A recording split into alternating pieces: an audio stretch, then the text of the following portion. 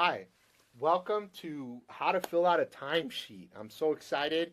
You are now going to be able to create a timesheet, and the timesheet is going to go directly submitted to the payroll department so that you can get paid more efficiently.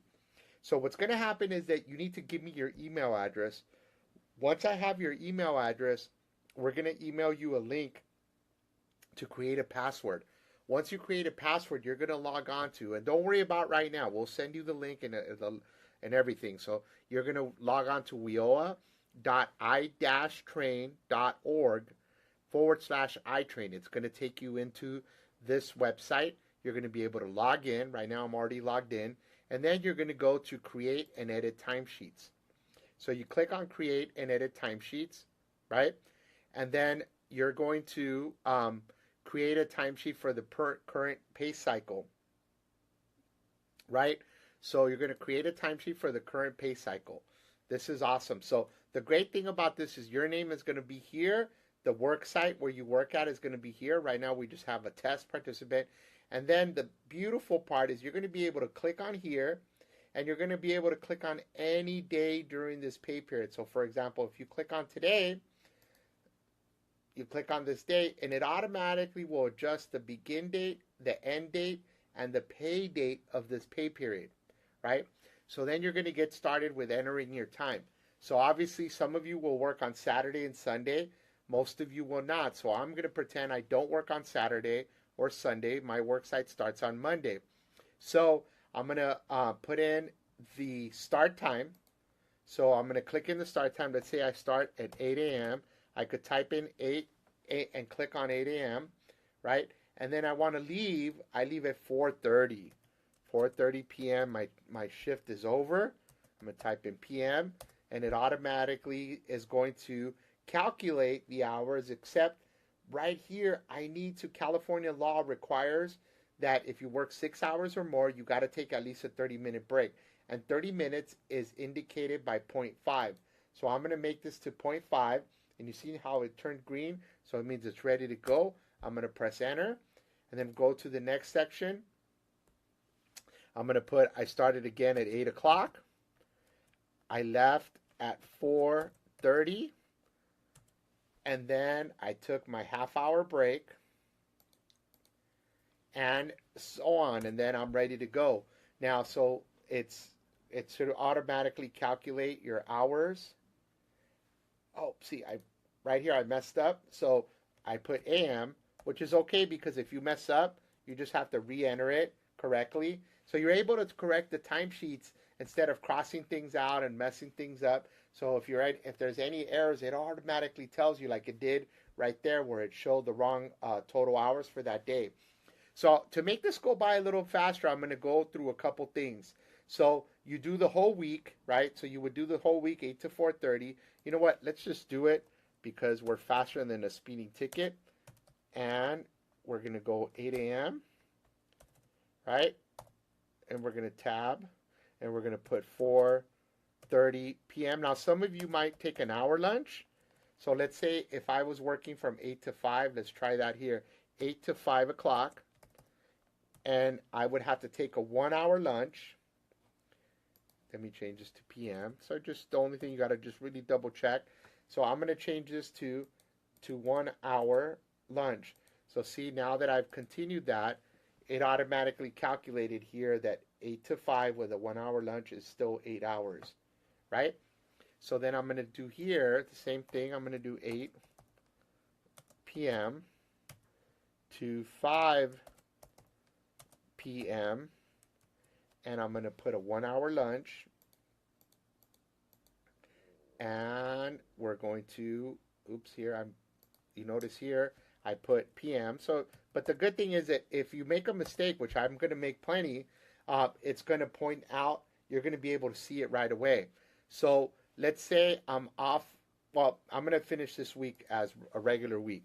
So we're going to do 8 hours a.m. This time I'm not going to mess up. I'm doing 5 p.m.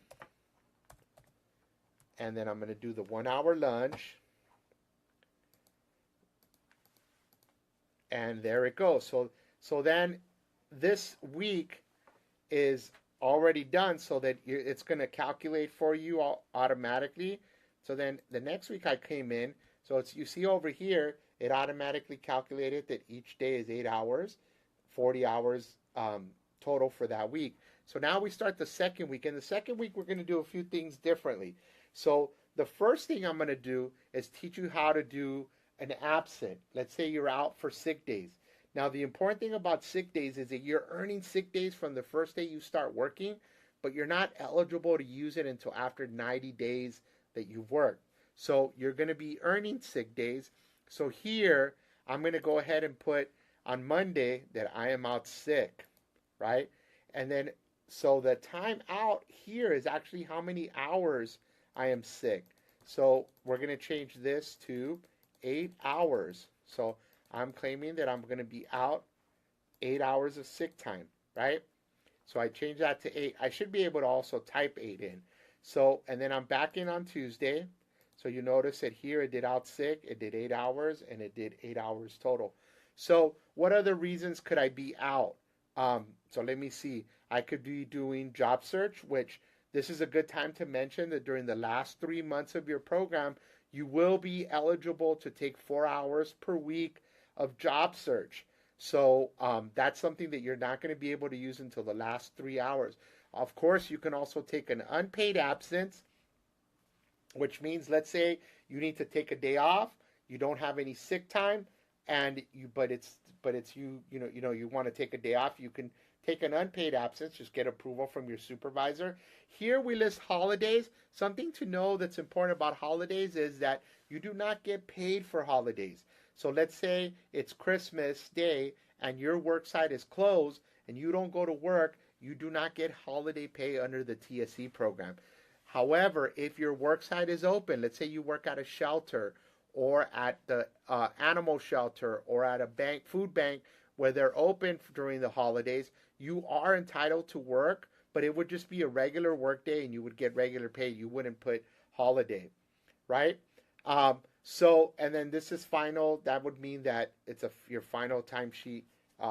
It's your last day that you worked under the program, but just disregard all of this. So here we're only going to use out sick and job search. There's a workers' comp if you get hurt while you work. That one, I really want you to call me, notify me if you've been injured at work so that we can show you how to modify that on your timesheet. But you do not, workers' comp, if you're out for any reason for workers' comp, that's a whole separate pay situation. It doesn't go through our regular payroll. So right now we're focusing only on out sick and job search, right? So again, out sick time, you can only use it after 90 days that you work. The way you'll know is that when you get your paycheck after you've been with us for 90 days, it's going to appear on the left-hand side at the bottom of your check.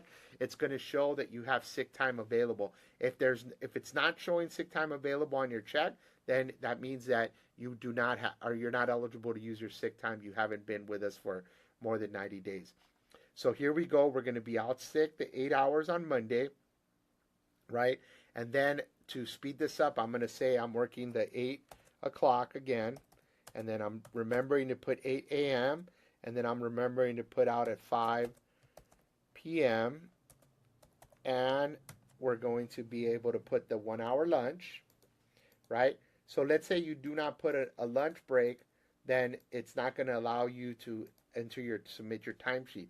So here we're going to go again, 8 a.m. Now, you notice that I'm not putting 8:03 and 8:05. I could put that there, but for the purposes, we want you to go ahead and put the actual time that you're going in and route. And if you're scheduled to be at 8, I want you to show up before 8 o'clock, not at 8:05, not at 8:10, not at 8:15. So I'm getting you into the practice of the mentality that you're going to show up on time every day and you're going to leave on time. That brings me to another point. You are not allowed to work overtime. So you cannot work more than 40 hours a day. 40 hours a week, sorry. So you cannot work more than 8 hours a day or 40 hours a week. If your schedule is anything different than that, you definitely need to call me because we need to have a conversation about that, because we do not want you to be told that you can no longer be in the program because you're violating overtime rules. You're not allowed to work overtime in this program. So here I am, Friday, the last day of the week, and I am going to again come in and let's say, for example, I'm going to put in job search. So for this one, let's say Friday, I'm going to put my job search, and I'm claiming 4 hours of job search, right? Which I'm entitled to do 4 hours per week only in the last 3 months of my TSE. So let's say I did job search from 8 to 4, I'm sorry, from 8 to 12, and then I came into work. Obviously, I can't come into work at 12 if I just finished my job search at 12, so I'm going to put I came in at 12:30, and then I am going to put till 5 o'clock, right?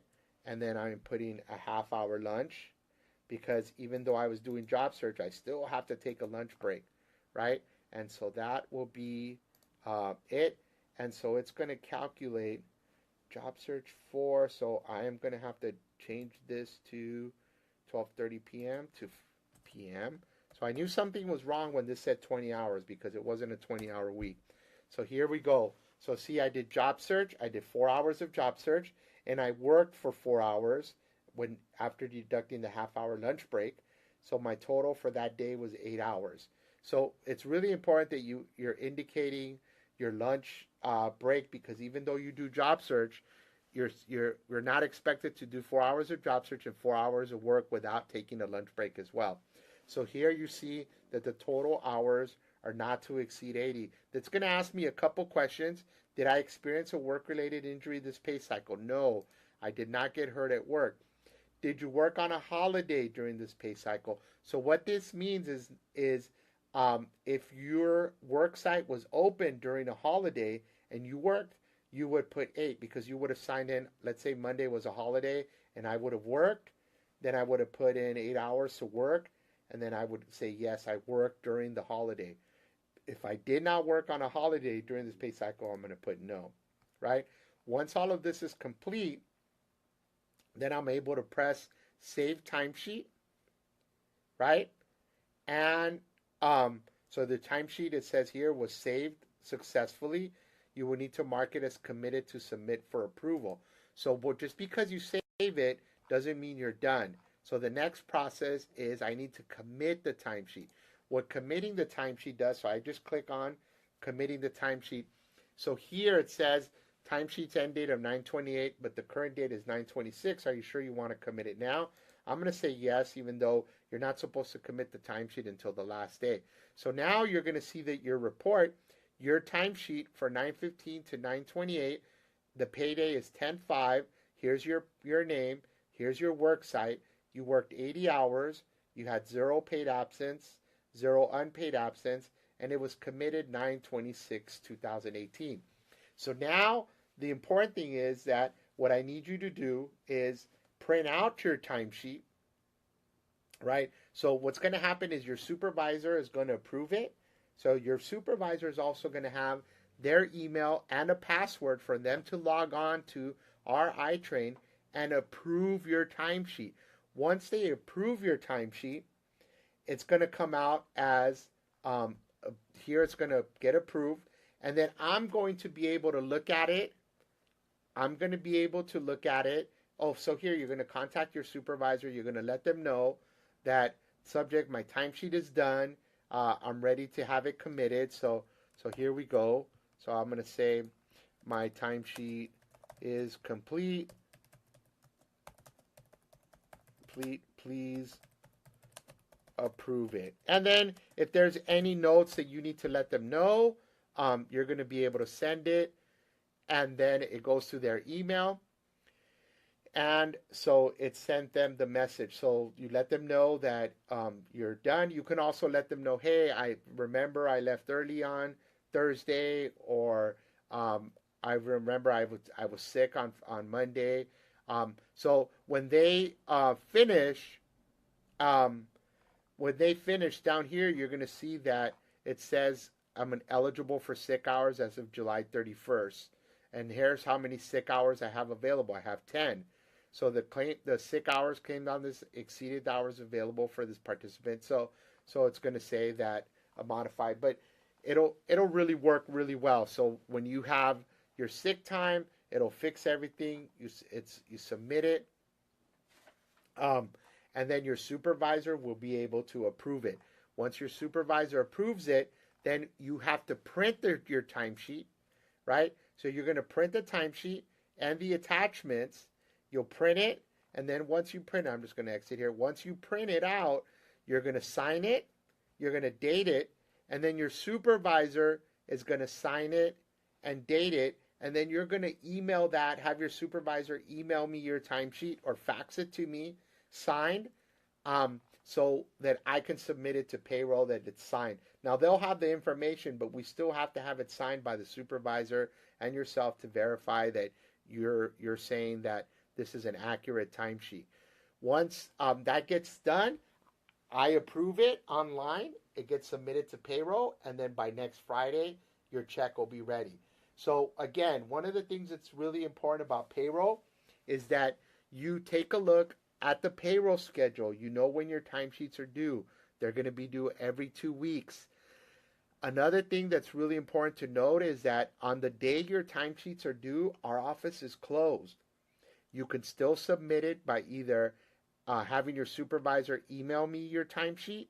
If they don't have access to email, they could, once they approve it online and sign it, you can drop it off in a mailbox that's outside my door, or you can have them fax it into us, right? Have your supervisor fax it into us. The Friday that you get paid, our office is open, and you're able to pick up your check anytime on Friday between 8 a.m. and 5 p.m.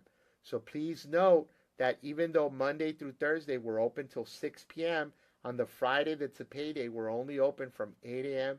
to 5 p.m. If you have any questions, any comments, you need anything about going over how to do this timesheet correctly, please feel free to call me. You have my cell phone number, which is 323-836-9061. And you have my email address, which is mrodriguez@sbwib.org. You have my business card. Be sure you get in contact with me. Once again, we're going to review really quick. You need to create an email. You need to log into the website. You need to fill out the timesheet, save it, commit it, have your supervisor approve it, sign it, date it, have your supervisor sign it and date it after you print it out, and then email that timesheet to us so we can get that signature part of it over to our payroll department so they won't issue a check unless we have the signatures. So once again, thank you so much for sitting through this long tutorial, but I think it's going to really make you getting paid a lot easier and a lot more effective. Thank you so much.